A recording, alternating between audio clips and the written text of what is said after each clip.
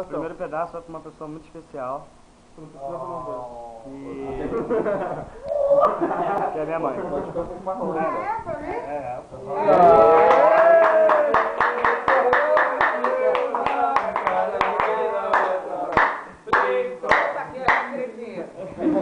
Agora pode atacar, agora pode atacar, né? Agora pode atacar. Agora pede pra ela os 150 reais que ele pediu. Agora o dinheirinho vai pra Cristal, hein, mãe? Vai na postinha.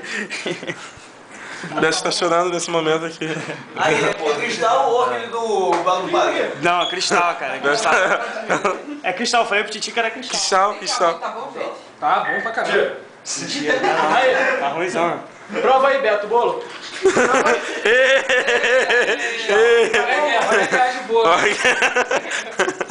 Secão, né? Vamos ver. E Gabriel? Descobri que a torta é diet. Desculpa. É mesmo, mãe. Tem que Vamos ser forçar um pedaço na boca do... Não, faz não. Seca pra caramba. Não vai sujar a casa aí, não. Sacanagem, né, Roberto? Ah, tá bom. Sacanagem mesmo. Mas mesmo. Seca pra caramba. Bolo agora. Ele ficou com preguiça de lá no negador. É, tá. Quer, Biro? Eu vou banheiro. Vai no banheiro, Biro? Prova Caralho, aqui, meu pô. irmão, cheio de fome aqui. Tá foda. Seca pra caramba, tá vendo? R$8 pra minha porra. R$8 a torta? Cadê? Como é que é? Foi preguiça de ir lá na Parmeu ou na Necador. Preguiça. Porra, chega, viu o jogo, mano. Ei, Felipe, as duas dá, né?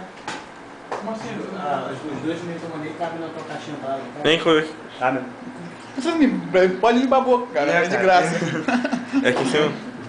Hein? Cabe, não cabe? Felipe, aqui em cima? Vai parar, Aqui. é? É, mesmo lugar que começou aqui.